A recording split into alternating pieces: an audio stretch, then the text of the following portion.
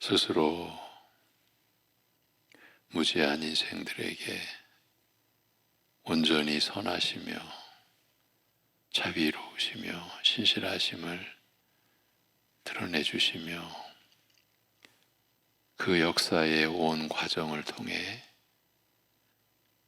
그 하나님의 온전하신 성품을 나타내 주신 우리 아버지 하나님, 연약한 우리로 하여금 온전한 믿음의 근거를 지닐 수 이토록 배려하시고 섭리하신 하나님의 우리를 향하신 존귀하신 뜻과 그 뜻을 스스로 이루어 가시는 가운데 우리의 구원을 또한 온전히 이루시는 그 하나님의 은혜와 사랑으로 오늘도 이 한 주간도 저희가 살아갈 수 있음을 오늘도 고백드리오며, 그러기에 날이 갈수록 더 우리의 그 죄와 그 죄로 살아갈 수밖에 없는 우리의 부패함과 무능함을 알게 하여 주시는 하나님의 참으로 그 크신 긍휼과 또한 인자와 우리를 향하신 사랑을 우리가 오늘도 구하고, 그러기에 주님만을 의지하고자 하오니 주여 우리를 긍휼히 여겨주시고 우리를 품어주시고 우리를 돌보아 주시며 우리가 오늘 헛되이 살지 않고 주님을 따라 살아갈 수 있게 우리를 인도하여 주옵소서. 주 예수 그리스도의 이름으로 감사하며 기도하옵나이다. 아멘. 네, 로마서 11장 25절에서 27절을 보시겠습니다.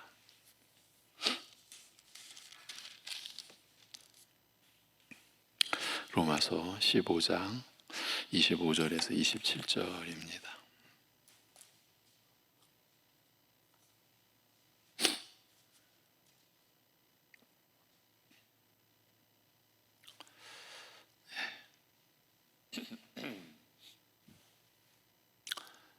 로마서 11장 25절에서 27절.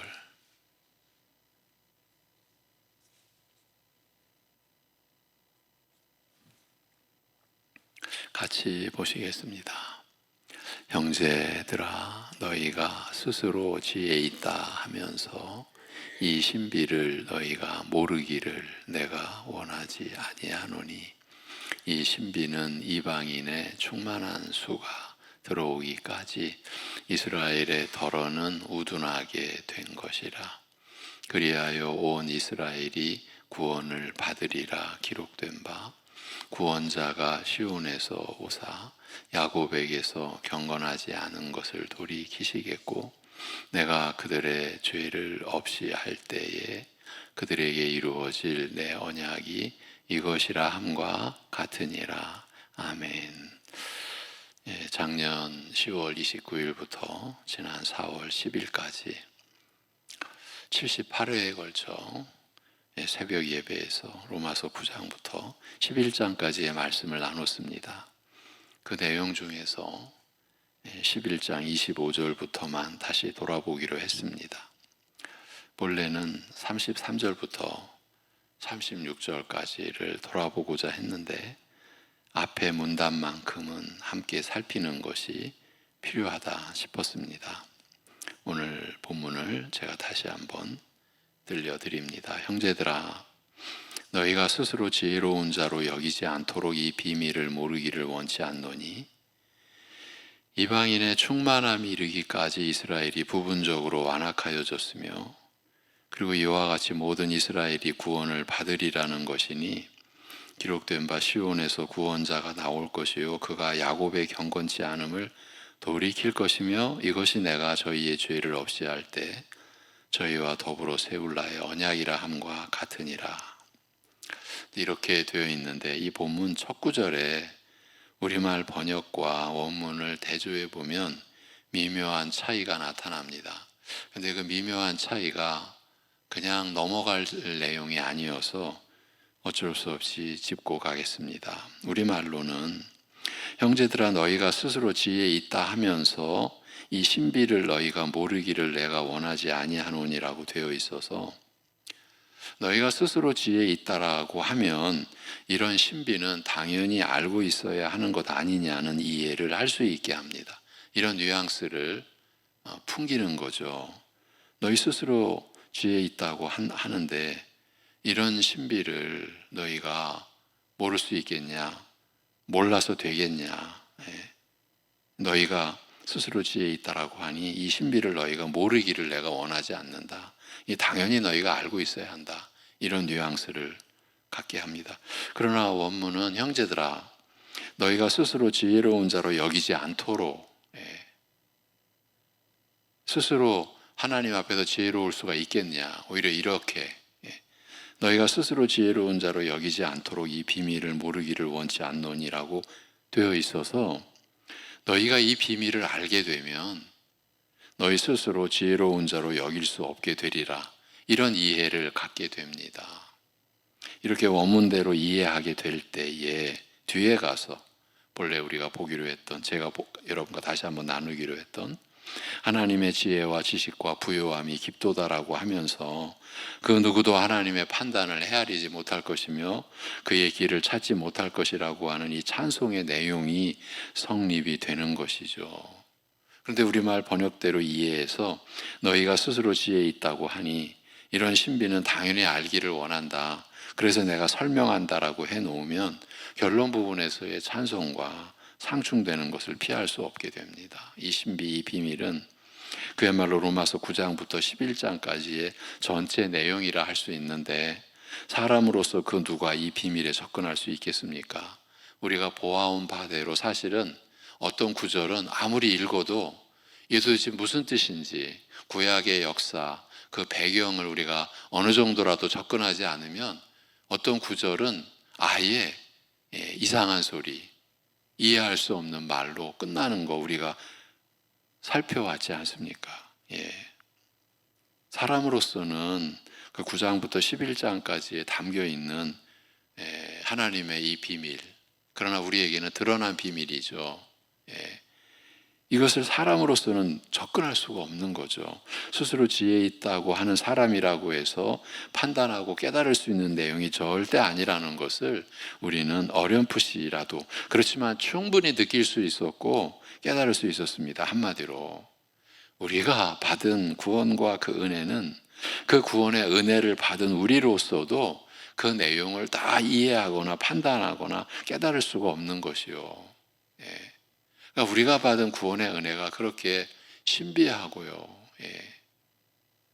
이 세상으로서는 접근 불가능한 거죠. 그런데 우리는 그 비밀에 접근하게 됐고 점점 더 알아가게 된 거죠. 하나님을 알아가게 된 거죠. 사실 우리가 받은 구원이 이렇게 신비하고 놀라운 것이죠. 구원받은 그 은혜를 우리가 받은 우리로서도 우리의 지혜로는 접근 불가능하고 감당하기 어렵다는 것이죠. 그래서 이 비밀 앞에서는 그 누구도 하나님 앞에서는 그 누구도 스스로 지혜에 있다고 할 수 없다는 것을 우리는 인정할 뿐입니다. 우리가 하나님 앞에서 살아갈수록 우리는 더 이 고백이 깊어져 가게 되는 거죠. 하나님의 지혜를 어찌 우리가 헤아릴 수 있겠습니까? 이제 내용으로 들어가면 이제 그 비밀의 내용을 우리가 한번 9장부터 11장까지 전개된 내용을 이제 또 더듬어 보는 겁니다. 내용으로 들어가면 언뜻 이스라엘은 버림받아 완전히 무너진 것 같으나 실은 이스라엘의 버림당함이 이방에게 우리 이방인에게 구원이 이르는 계기가 되며 이방의 구원은 또 이스라엘로 시기나게 하여 이스라엘로 하여금 복음을 받아들이게 함으로써 충만하게 이르게 하는 역할을 감당하며 이와 같이 이스라엘과 이방 사이에 진행되는 일들이 언뜻 겉으로 드러나 보이는 모습과는 다른 더 깊은 내용과 뜻을 지니고 있음을 앞에서 말하였습니다. 오늘 말씀은 바로 이런 일들, 이런 역사 가운데 깊이 감춰진 비밀에 대하여 알리고자 합니다. 이방인의 충만함이 이르기까지 이스라엘이 부분적으로 완악하여졌으며 그리고 이와 같이 모든 이스라엘이 구원을 받으리라는 것이니 부분적으로 이스라엘이 완악하게 된 이런 상황이 이방의 충만함이 이르게 되기까지, 우리말로는 이방인의 충만한 수가 들어오기까지, 즉 이방인의 충만한 수가 들어오기까지 지속될 것을 알리면서, 그러나 바로 이것이 모든 이스라엘이 구원을 받게 되는 방식이라고 알리고 있습니다. 여기 온 이스라엘, 모든 이스라엘이 구원을 받으리라. 사실은 이 구절도 우리가 앞의 내용에 대한 어느 정도의 이해 없이는 무슨 뜻인지, 어떻게 온 이스라엘, 모든 이스라엘이 구원을 받으리라는 말이 성립이 될까, 그렇게 우리가 혼란스러울 수밖에 없는 내용인 거예요. 결론부터 말씀드리면 오늘 본문 말씀은 앞에서 밝혀온 역사의 최종 모습과 그 안에 숨기운 비밀을 밝힘으로써 마무리하는 내용이에요. 그래서 그 역사의 과정을 대략 돌아보자라는 거예요. 이스라엘은 복음을 거부하고 이방인들이 오히려 복음을 적극적으로 받아들이는 뜻밖의 결과에 대하여 느끼는 곤혹스러운 심정을 바울은 이렇게 피력하고 있습니다. 어찌 보면 바울이 대표적으로 지금 피력하고 있는 거예요. 하나님의 말씀이 폐하여진 것 같지 않도다. 언뜻 긍정적인 말로 들리기 쉬우나 하나님의 말씀이 폐하여진 것 같지 않다라고 하니까 긍정적인 말로 들리기 쉬우나, 이게 로마서 9장 6절의 기록인데, 폐하여진 것 같지 않도다라는 이 애매하고 불확실한 표현의 밑바탕, 그 이면에는 혹시 하나님의 말씀이 폐하여진 것이 아닌가? 여러분, 하나님의 말씀이 폐하여지면 어떻게 됩니까? 저나 여러분이나 구원도 헛되게 되는 거죠. 이 하나님의 말씀이 폐하여진 것이 아닌가라는 의문, 적어도 사람들은 이렇게 생각하지 않겠는가라는 우려가 깔려 있는 거죠. 하나님께서 자기 백성을 버리셨느냐? 이건 로마서 11장 1절. 또 저희가 실족하여 넘어졌느냐? 이거는 완전히 넘어졌느냐? 이런 물음 역시 이처럼 전혀 예기치 못한 현실 앞에서, 어떤 예기치 못한 현실? 이스라엘은 복음을 거부하고 그 이스라엘을 통해 복음이 주어졌는데, 이스라엘은 정작 복음을 안 받아들이고 이방인들이 오히려 복음을 적극적으로 받아들이는 이 전혀 예기치 못한 현실 앞에서 느낄 수밖에 없는 깊은 좌절. 이게 이스라엘인으로서, 바울도 이스라엘인이니까 혈통적으로는 그 깊은 좌절과 절망을 대변한 것으로 볼 수 있습니다. 그러나 이스라엘이 복음의 은혜에서 멀어지고 이방이 그 자리를 대신한 듯한 이런 상황이 하나님의 약속과 말씀이 폐하여지거나 이스라엘이 버림받아 무너진 것을 뜻하는 것은 아니며, 실은 이 모든 일이 하나님의 깊은 뜻과 계획에 따라서 일어나는 일들임을 바울은 하나하나 자세히 설명하고자 하는 거죠. 그게 로마서 9장부터 11장까지예요. 그리고 우리가 이러한 내용을 쫓아가면서 나 한 사람, 우리 교회에 속한 구원받은 신자들에게 일어난 일이 하나님의 이 깊은 뜻과 계획에 따라서 이루어진 구원이구나. 우리는 이 고백을 같이 이 말씀을 쫓아가면서 할 수가 있는 거죠. 하나님이 이런 깊으신 뜻과 계획에 따라서 이방인인 내게 하나님의 구원 역사가 이루어졌구나.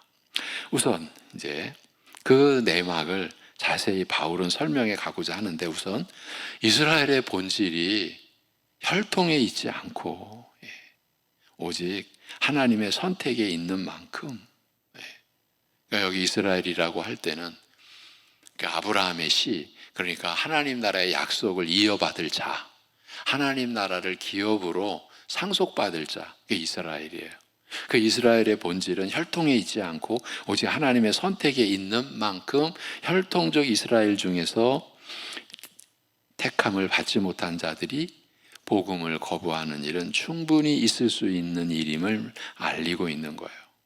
혈통적 이스라엘, 그러니까 분명히 혈통으로는 이스라엘 족속이나 택감을 받지 못한 자들이 복음을 거부하는 일은 충분히 가능하다, 있을 수 있는 일이다.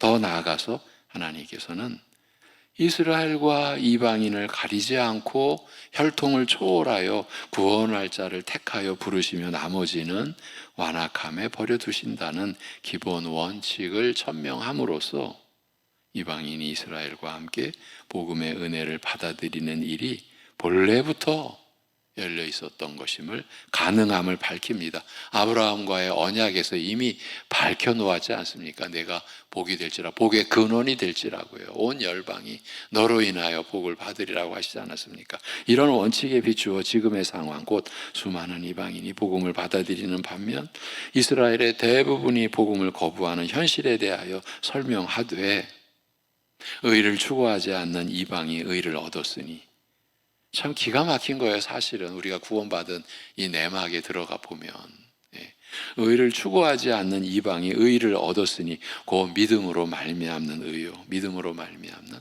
곧 은혜로 우리가 받은 의요.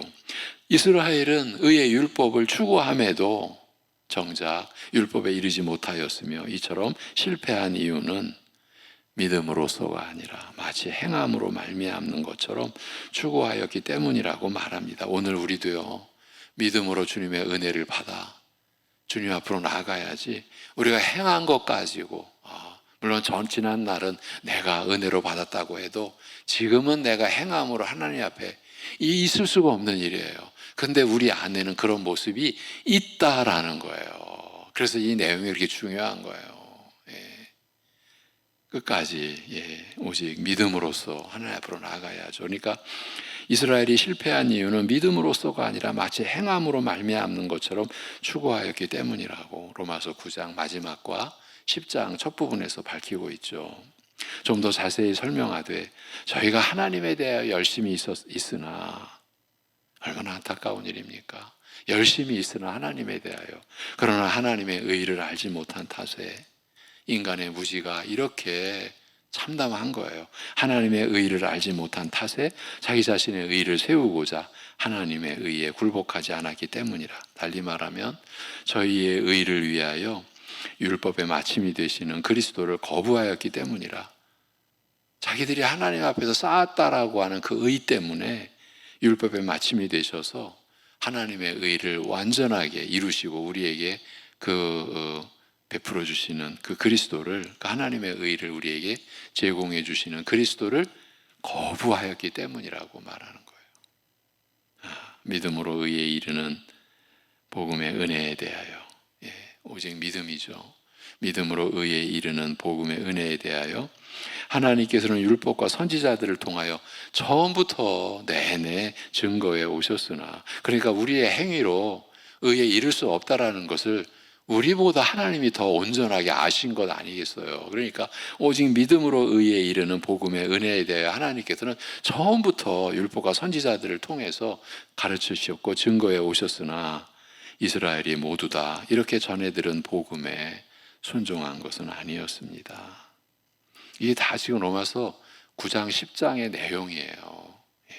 하나님께서는 이스라엘의 불신앙과 불순종을 책임으로 심판하시는 한편, 복음의 은혜를 이방에게 개방하심으로써 이스라엘로 하여금 시기나게 하려 하셨습니다. 그 결과 오늘처럼 유대인은 대부분 복음을 거부하는 반면 허다한 이방인이 복음을 받아들이는 상황이 초래된 것입니다. 이 모든 것이 하나님의 뜻과 그 깊으신 그 뜻과 계획에 의한 것이었다라는 것을 지금 밝히고 있는 거죠. 이런 결과를 두고 바울은 하나님이 자기 백성을 버리신 것인가? 이렇게 로마서 11장 1절에서 되묻고 있습니다. 결코 아니라고 부정한 다음 바울 자신이 바로 유대인으로서 복음을 받아들인 사실을 들어, 그리고 이스라엘 역사상 배도가 극에 이르렀던 엘리야 시대에도, 우리가 그 구약의 역사를 열왕기서나 역대서를 통해 보면요, 이건 참 어떻게 이렇게 이스라엘은 배도의 길을 갈 수 있었을까? 참 우리가 믿겨지지 않을 정도예요. 그런데 그 배도가 극에 이르렀던 이스라엘 역사 속에서, 그 배도가 극에 이르렀던 엘리야 시대에도 제단은 다 허물어지고 선지자들은 다 죽임을 당한 그 절망적인 시대에도 순전한 믿음을 지닌 7천인을 남기신 이를 들어 비록 이스라엘의 일부이기는 하나 하나님께서 항상 남은 자를 구원해 오신 사실을 확인하고 있습니다. 유대인들이 모두 복음을 거부하는 것과 같은 오늘 같은 그 상황에서도 과거에 남은 자를 구원하신 것처럼 지금도 택하신 자들을 여전히 구원하시되 복음의 은혜를 따라, 즉 행위가 아니라 오직 은혜로 구원에 이르게 하신다고 말합니다. 하나님의 선택의 확실성과 진실 불변함을 확인하되 하나님께서는 미리 하신 그의 백성, 곧 그가 택하신 백성을 단 한 번도 버리신 적이 없다고 단언합니다. 늘 찾고 바라던 의와 생명을 믿음이 아니라 율법을 행함으로써 얻고자 한 결과 이스라엘은 실패했습니다만 그 실패의 증거가 이스라엘의 그 멸망의 역사죠.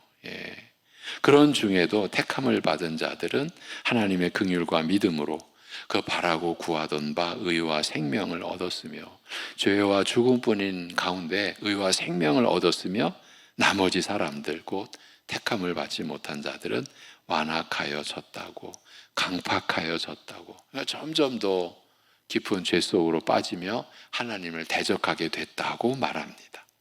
이들의 완악함이 참으로 심각하고 절망적임을 알리고자 성경을 인용하되, 신명기, 이사야서를 인용하되, 그러니까 율법과 선지서들을 인용을 하되, 하나님께서 저희에게 혼미한 심령과 보지 못할 눈과 듣지 못할 귀를 주시니 오늘까지 이르렀다고 하며, 다윗이 이들을 두고 시편에서 저희 밥상이 올무와 덕과 거치는 것과 보응이 되게 하옵시고 저희 눈은 흐려보지 못하고 저희 등은 항상 굳게 하옵소서라고 정죄한 일을 상기시킵니다.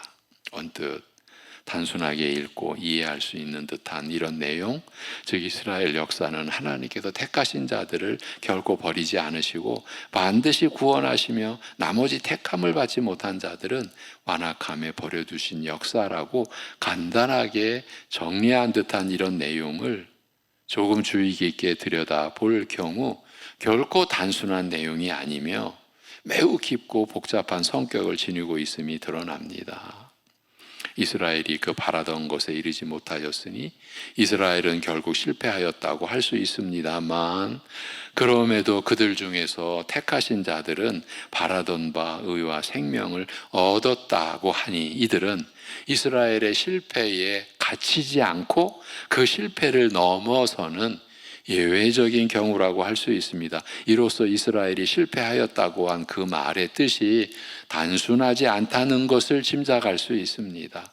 여기에서 말하는 이스라엘의 실패는 이런 예외적인 경우를 수용할 여지가 있는 실패이며 일부의 성공을 안에 품고 있는 복잡한 성격의 실패라고 할 수 있는 것입니다. 이것이 구약의 역사의 실체인 것이죠. 택함을 받지 못한 나머지 사람들이 완악하여진 경우도 마찬가지입니다. 이스라엘 중에서 택함을 받지 못한 자들은 완악하여졌다라고 하였으니 이 완악함은 영구적이요 돌이킬 수 없는 절망적인 것이라고 해야 할 것입니다. 택함을 받지 못한 자가 완악하여졌다는 말은 일반적으로 회복의 가능성이 없는 완전한 버림받음을 연상하게 하는 법입니다. 그럼에도 바울은 저희가 이제 실족하여 완전히 넘어졌느냐라고 물은 다음 결코 그렇지 않다고 또 부정함으로써 저희가 아직 완전히 무너진 것이 아님을 다시 일어설 가능성을 암시하고 있습니다. 오히려 이스라엘이 넘어짐으로써 구원이 이방에 이르게 되고 이방이 구원을 얻게 된 이 일이 이스라엘로 시기나게 하여 저희로 돌이키게 할 것이며, 이런 이스라엘을 다시 받아들임으로써 이스라엘은 죽은 자들 가운데서 얻는 생명에 이르게 될 것이며 결국 충만하게 이르게 될 것이라고 말합니다. 이스라엘의 실패는 실패로 끝나는 것이 아니라 구원이 이방에게 이르는 계기가 되며 이스라엘 자신 역시 죽음에서 다시 살아나서 하나님께서 본래 계획하신 뜻을 다 이루어 충만에 이르는 과정 속에서 긍정적이고 적극적인 역할을 하게 될 것을 알리고 있는 것입니다. 이러한 하나님의 깊으신 뜻과 계획을 인생이, 이 세상이 어찌 가늠하며 어찌 헤아리며 어찌 파악하고 판단할 수가 있겠습니까? 예. 우리가 받은 구원의 은혜가 이렇게 신묘막측한 하나님의 그 깊으신 뜻과 계획 속에서 이루어졌다 라는 걸 우리가 함께 고백할 수 있는 그런 내용이죠.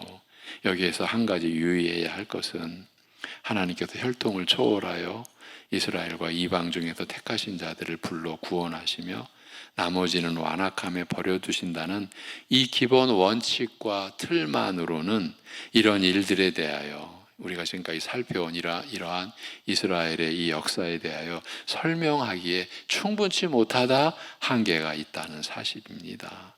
특히 혈통을 초월하여 이스라엘과 이방을 가리지 않고 택하신 자들로 불러 구원하신다는 원칙을 단순하게 기계적으로 적용할 경우 하나님께서 이스라엘을 택하여 자기 백성으로 삼으사 모든 민족들로부터 구별하신 이 역사적 선택을 제대로 설명할 수 없으며 오히려 충돌을 일으키거나 부정하게 됩니다. 여러분, 부정하게 되면 어떤 결과가 나와요?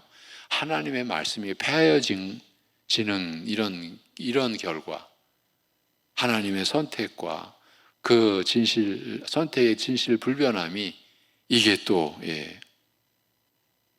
설명이 불가능한 거죠. 그래서 오히려 충돌을 일으키거나 부정하게 된다, 이렇게 표현을 한 거예요. 그러나 긴 역사적 흐름을 추적하면서 적용하면 전혀 사정은 달라집니다. 창세전에 구원할 자를 미리 정하신 선택을 역사 속에서 실현하시되 아브라함을 불러 복음을 약속하시고 이삭을 거쳐 야곱에 이르러 이스라엘을 선택하여 아브라함의 축복을 유업으로 받을 후사, 그 아브라함의 씨를 세우신 다음 태어난 지 8일 만에 모든 이스라엘 남자에게 할례를 행하여 이스라엘에게 속한 자임을 곧 언약 백성을 나타내는 징표로 삼으셨으나 그리스도에게 이르러 이런 육적 혈통의 틀에서 벗어나 유대인과 이방인으로 하여금 오직 믿음으로 한 하나님의 백성이 되게 하시고 마지막 충만에 이르게 하실 그 길고 긴 역사의 흐름 속에서 바라보면 비로소 이런 일들은 제자리를 찾고 각각의 역할과 그 지닌 의미를 드러내게 되는 것입니다. 이런 역사적 맥락에서는 그러니까 우리가 성경을 우리가 보고 듣고 해야 구약 역사, 구약의 말씀, 또 이어지는 신약의 말씀, 이런 말씀을 통해서 우리가 이런 역사적 맥락에 우리가 이해를 갖게 되고 참여할 수가 있는 거죠. 이런 역사적 맥락에서는 육적 이스라엘의 신분이, 즉 할례가 선택을 보장하지 못하며 육적 혈통에 의해 결정되는 이스라엘과 이방인의 구별이 철폐되고 오직 믿음으로 이방인과 이스라엘이 한 하나님 백성이 되는 일이 가능하며 이스라엘 일부가 완악하여져 버림당하는 것이 선택받지 못한 자의 돌이킬 수 없는 버림당함과는 달리 다시 살림을 받아 받아들여지는 것으로 연결될 수도 있는 것입니다. 이스라엘이라는 존재도 창세전에 선택된 자들로서 하나님의 의중과 계획 속에 있는 대상을 가리키는가 하면 족장들, 곧 아브라함, 이삭, 야곱, 이 족장들의 생애와 역사를 통하여 이루어진 역사적 선택에 의해 존재하게 되었고 혈통에 의해 대대로 이어지게 된 육적 이스라엘을 가리키기도 하며 먼 훗날 그리스도로 말미암아 혈통의 틀이 무너진 다음에는 혈통과는 상관없이 오직 믿음으로 형성되는 새 이스라엘을 가리키기도 하는 것입니다. 그래서 이방인으로서 구원받은 우리도 혈통과는 상관없이 오직 믿음으로 형성되는 새 이스라엘 안에 참여하게 된, 들어가게 된 것이죠. 우리도 이스라엘이 된 것이죠. 그래서 모든 이스라엘이, 온 이스라엘이 구원을 받으리라는 말이 성립이 되는 것이죠. 이처럼 역사의 흐름을 따라 새로운 변화가 있다고 해서 후에 오는 것이 이전의 것을 부정하는 것이 아니라 오히려 후에 오는 것은 이전의 것에 역사적 뿌리를 두어 그 위에 든든히 서게 되며 이전의 것이 불완전한 낡은 것을 벗어버리고 온전히 새 것을 입게 되었으니 그렇다고 해서 무의미해지는 것이 아니라 역사적 뿌리와 과정으로서 역사적 유효성을 그대로 지니고 있는 것입니다. 이것이 역사적 혈통적 이스라엘의 한 그 역할이다. 역사적 뿌리와 과정으로서 역사적 유효성을 그대로 지니고 있다. 우리가 그렇게 이해하는 것입니다. 그리하여 이전의 역사 없이는 새로운 역사를 말할 수가 없는 것입니다. 아브라함의 부르심, 조상들의 선택, 언약 체결과 율법 주심, 이스라엘의 실패와 다시 일으키심, 이방이 이스라엘 안에 이식됨으로써 이스라엘과 하나가 되는 것, 이 과정에서 이스라엘이 이 역사의 뿌리와 근원으로서 그리고 역사적 과정으로서 이 독특한 지위와 역할을 끝까지 지니게 되는 것입니다. 오늘 말씀 로마서 11장 25절부터의 이 말씀은 이런 역사의 최종 모습과 그 안에 숨겨온 비밀을 밝힘으로써